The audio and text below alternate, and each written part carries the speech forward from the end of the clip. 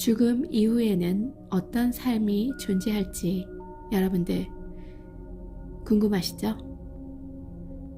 그래서 제가 준비해온 오늘의 책은요, 죽음 이후의 또 다른 삶입니다. 리사 윌리엄스 지음, 자야 리라 옮김, 정신세계사 출판사입니다.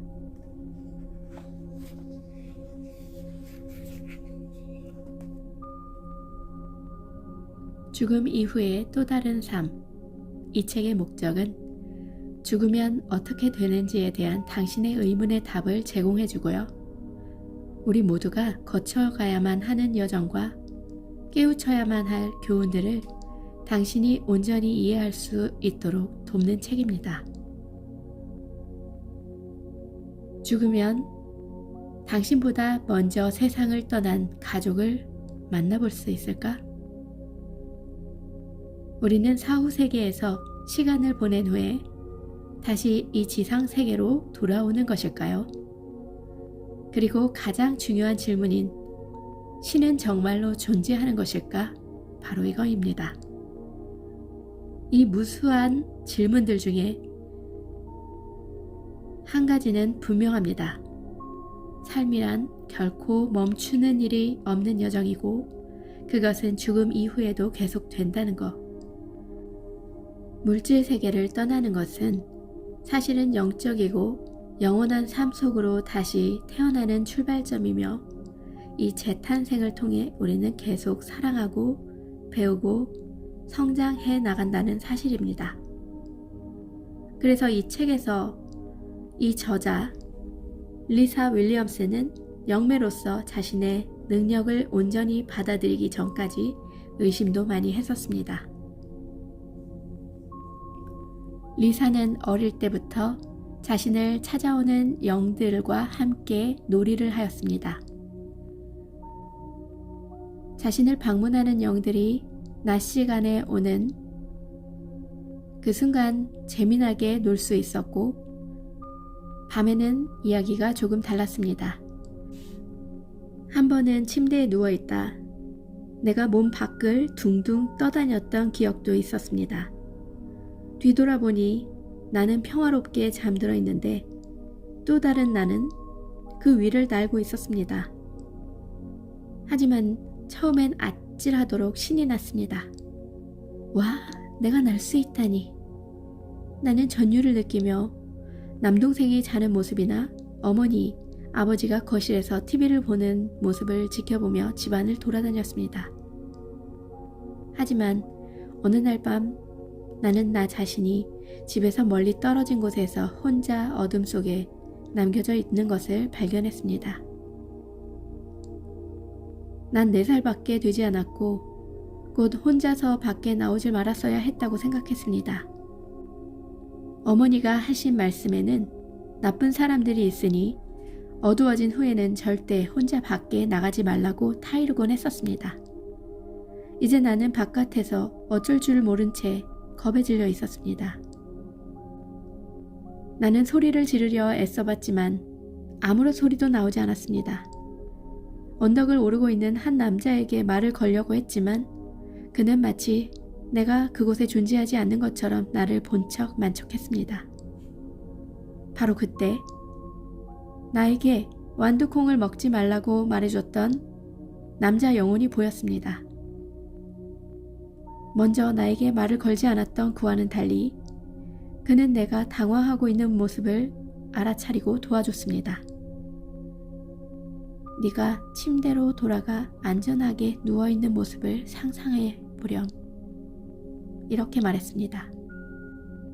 그래서 나는 그렇게 상상했고 봉제 인형에 둘러싸인 나의 모습을 상상했습니다. 그러며 이불 속에 따뜻한 느낌을 느꼈습니다. 그러자 갑자기 배에서 나오는 듯한 어떤 힘에 이끌려 마치 소용돌이에 빨려들듯 침대를 향해 돌아가고 있었습니다. 그 이끌림의 강도가 어찌나 센지 가로등을 쌩 하고 지나 아파트로 올라가는 계단을 올라 현관을 지나 텔레비전을 보고 있는 아버지, 어머니를 지나서 슉 하고 침대로 돌아왔습니다.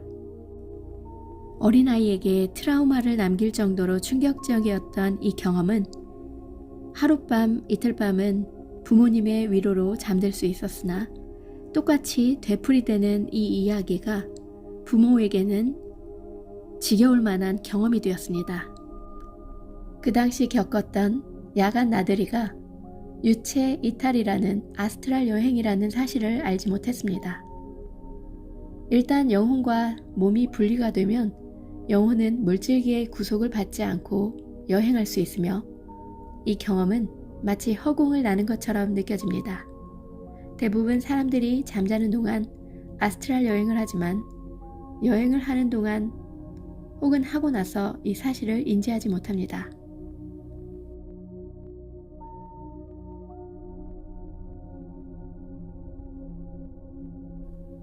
어린아이였던 나는 이런 식의 여행에 심한 공포를 느꼈기 때문에 잠이 들 무렵이면 바깥으로 나가는 것을 막기 위해 나도 모르게 스스로를 흔들어 깨우곤 했습니다. 이건 무척 불안스러운 기분이었습니다.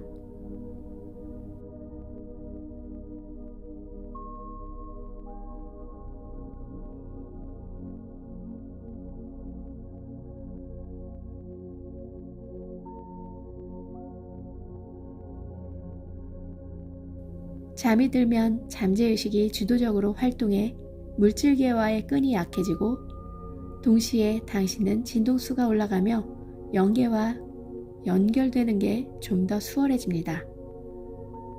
이런 경험에 대한 기억은 거의 남는 게 없지만 만약 지금부터라도 주의를 기울인다면 잠이 들 때 이런 일이 일어나는 과정을 알아차릴 수 있게 될 것입니다. 어른이 된 후에 난 깊은 명상을 통해 어린 시절에 아스트랄 여행을 했던 기억들을 온전히 되찾을 수 있었습니다. 여행 후 몸 안으로 다시 빨려 들어갈 때면 뱃속에서 이상한 느낌이 느껴지곤 했던 게 소위 은빛 코드를 내가 감지하고 있었기 때문이었음을 이제는 알 수 있습니다. 이것은 우리가 살아있는 동안 영혼을 몸과 연결시켜주는 연결고리며 가슴뼈 아래쪽으로 3cm 안 되는 곳에 위치해 있습니다. 이 코드는 우리가 사후세계로 건너갈 시간이 올 때까지 끊어지지 않습니다. 나는 이것을 우리 모두가 갖고 있는 생명 에너지에 빗대어 이해합니다. 이 생명 에너지는 근원으로부터 나와 우리를 지구상에 존재하도록 꼭 붙들어 메어주는 역할을 합니다. 이제 나는 우리가 지상계에서 살고 있는 동안에도 영혼이 자주 몸을 떠난다는 사실을 알고 있습니다. 이를 통해 만약 필요하다면 몸이 치유를 받을 수도 있고 또 우리가 인생 여정을 가는데 필요한 정보를 잠재의식을 통해 얻어낼 수도 있습니다. 하룻밤을 자고 일어났는데 잠들기 전까지만 해도 당신을 고민스럽게 만들었던 문제에 대해 답을 얻은 듯한 느낌이 든 적이 있는가요? 아마 그렇다면 그것은 당신이 몸 밖으로 나와 아스트랄 여행을 하는 동안 문제를 해결하는 데 필요한 정보를 영을 통해 다운로드 받았다는 증거일 것입니다. 이렇게 삶은 이어지고 영혼과 함께 나누는 날마다 대화도 계속됩니다. 나는 어떤 일이 일어나기 전에 그 일이 언제 일어날지를 미리 알곤 했고 또 아무런 말도 하기 전에 사람들의 기분을 알아차리곤 했습니다. 나에게는 두 가지 재능이 있었습니다. 한 가지는 심령적 직관이었고 다른 하나는 죽은 사람들과 통신하는 능력이었습니다. 나는 사후 세계로 건너간 사랑하는 사람들로부터의 사랑, 위안, 희망, 그리고 치유의 메시지를 전달하고 소통시켜 줍니다. 내 삶의 길은 쉬운 것은 아니었습니다. 아직도 나 자신조차 의문스럽게 생각되는 것들이 있지만 난 내 길을 사랑하고 아낍니다. 이 길을 가면서 인생 수업을 많이 해야 했고 아직도 배우는 중입니다. 이 책을 읽고 나면 당신도 내가 겪고 있는 이 과정에 대해 더 깊이 이해할 수 있을 겁니다. 내가 계속 성장해 가는 과정에서 영들은 항상 나를 놀라게 하고 예상치 못한 것들을 던져줌으로써 이 길들을 더욱 재미나게 만들어줍니다. 무엇이 튀어나올지 나로선 전혀 알 수가 없습니다. 그래서 어떤 상담을 하든지 시작하기 전에 항상 이렇게 내담자에게 물어봅니다. 정말로 모든 사실을 알고 싶으세요? 라고. 나에겐 영 능력자와 영매 노릇을 하는 것이 가장 신나는 일입니다. 사랑하는 일을 잃은 후 감정을 잘 정리할 수 있도록 돕거나 작별 인사를 할 수 있게, 수수께끼나 살인사건을 해결할 수 있도록, 혹은 두 영혼을 연결시켜주고 그들이 대화를 나눌 수 있게 도울 수 있다는 것, 그런 기회를 얻을 수 있다는 사실이 무척 즐겁습니다. 사람들은 자주 나에게 이렇게 물어봅니다.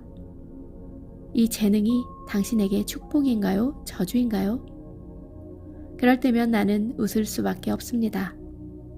왜냐하면 난 이 재능 없이 사는 건 상상조차 할 수 없고 또한 이 재능이 항상 축복처럼 느껴지기 때문입니다. 죽음 이후에 우리를 기다리고 있는 재탄생에 대해 알아보자면 순수와 사랑의 흰 빛은 우리를 사후세계로 인도해줍니다. 그것을 천국이라 부르든 무엇이라 부르든 상관없습니다. 이것은 평화와 고요와 헌신의 땅, 헌신입니다. 왜냐하면 빛으로 건너가면 그대는 배우고 성장해 더 나은 영혼이 되기 위한 발전에 스스로를 헌신하게 되기 때문이죠. 사후세계에선 배우고 성장하는 일에 헌신하게 된다고 하는 조시아의 말이 매우 흥미로웠습니다. 지상계에서 많은 사람들이 배우고 성장하려는 의식적인 노력을 회피하기 때문입니다. 하지만 우리가 좀 더 편해지려고 느린 길을 택하더라도 삶은 배우고 성장할 기회를 끊임없이 제공합니다. 삶과 사후세계, 즉 이 두 가지 모두가 배우고 성장해가는 과정입니다. 죽음을 통해 삶이 가능해진다는 말은 이해하기 어려울 수도 있지만, 왜냐하면 우리는 사후세계란 마침내 긴장을 풀고 안식하며 재미있는 일들을 즐길 수 있는 곳이라 생각하기 때문입니다.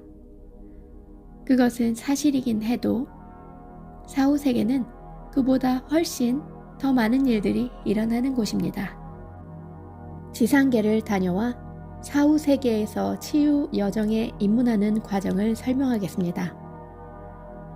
베일을 통과해 흰 빛 속을 지난 후에 영혼의 인연들을 만나고 지상계와의 인연을 내려놓음으로써 모든 준비를 끝마치게 됩니다. 아리엘은 치유의 여정이 얼마나 중요한지 이렇게 설명합니다. 치유는 모든 영혼이 사후세계에서 지내는 동안 거쳐야만 하는 중요한 과정이에요. 왜냐하면 영혼들은 지구에서 사는 동안 상처 입고 마음 상하고 고통당하고 병을 알아왔기 때문입니다. 이는 쉽지 않은 과정입니다. 하지만 재탄생을 위해 꼭 필요한 과정이고, 영혼이 더 높은 영역으로 올라가 영적 차원에서 더 깊은 지식을 습득하도록 허락받기 위해서는 꼭 거쳐야만 하는 과정이죠. 많은 영혼들이 자신은 영적인 삶을 살아왔기 때문에 깊은 통찰을 지니고 있다 믿고 저 세상으로 건너오지만 그건 사실이 아니에요. 치유의 과정에 입문하고 나면 비유적으로 말해 눈이 열리고 빛을 보게 돼요. 우리의 임무는 영혼들이 이곳에서 해야 할 일이 무엇인지 이해할 수 있도록 돕는 일입니다. 우리가 그들의 일을 대신해서 해줄 수는 없습니다. 왜냐하면 이것은 그들의 치유 과정의 일부이기 때문입니다. 어떤 영혼들은 몸을 입고 있는 동안 육체적으로 겪은 고통과 아픔을 치유받아야 할 필요를 안고 사후세계에 도착하기도 합니다. 이런 경우엔 그들의 에너지체와 오라도 치유를 받아야 합니다. 당신의 영혼은 끊임없이 변화하고 성장하고 배워가고 있으므로 당신을 위해 계획된 이 과정들을 차근차근 밟아 나가십시오. 특히 치유의 과정은 많은 영혼들이 그다지 좋아하지 않는 과정이지만 당신의 차례가 오기 전인 지금 그에 대한 글을 읽어본다면 삶을 사는 방식, 타인들을 대하는 당신의 방식에 대해서 새로운 시각을 가지게 될지도 모릅니다. 그렇다면 그것 자체가 당신의 치유 과정의 일부가 될 것입니다. 치유가 사후세계에서 뿐만 아니라 이 삶에서도 근본적으로 중요하다는 것은 두말할 필요가 없는 말입니다. 살아있는 동안의 해로운 관계, 실망스러운 관계, 경제적인 재난, 중독에 빠지는 등 인생이 당신에게 던져주는 부정적인 상황들을 겪은 후에는 스스로를 치유하는 과정을 겪어야만 합니다. 당신은 자연스럽게 시간을 두고 상실감에 애통해하다 어느 시점에 이르면 다시 앞으로 나아갈 준비를 갖추게 됩니다. 그 어떤 부정적인 상황에 대처할 때 옳고 그른 방법이란 없지만 상황을 무시해버리거나 그것이 속에서 점점 더 심각한 상황으로 확대되도록 내버려 두진 말아야 합니다. 계속 성장해 나갈 수 있도록 이런 장애물들은 스스로 적극적으로 제거하는 것이 좋습니다. 그렇지 않으면 장애물이 당신의 여정을 막아버릴 수가 있습니다. 속담에도 있듯 하나의 문이 닫히면 다른 문이 열리게 마련이다 라는 말도 있습니다. 지상계에서의 삶을 최대한 영적으로 풍부하게 가꿈으로써 사후세계에서의 치유 여정을 미리 준비할 수 있습니다. 여기에는 당신의 에고가 매우 중요한 변수가 되는데 당신이 한 가지 영적 원리를 이해하고 실천하는 것을 에고가 회방할 수 있기 때문입니다. 에고가 당신의 모든 결정과 선택에 영향을 미치기 시작하면 당신의 영적인 성장은 저해됩니다. 당신은 삶이 당신에게 제공하는 모든 것을 포용하고 가치 있게 여김으로써 에고를 피해갈 수 있습니다. 이때 고생스러운 경험들 역시 어떤 이유와 목적이 있어 주어진 것이므로 포용하고 그 가치를 느낄 수 있어야 합니다. 여태까지 일어난 모든 일을 당신 자신이 그대로 계획했다는 것, 그리고 지구별에 오기 전에 자신의 영혼이 진화해 갈 과정의 일부로 이 모든 일을 스스로 계획했다는 사실을 알기 바랍니다. 이 현실을 받아들인다면 지상에서의 삶과 사후세계에서의 삶이 더욱 순조롭게 풀릴 것이며 모든 것이 훨씬 즐거워질 것입니다.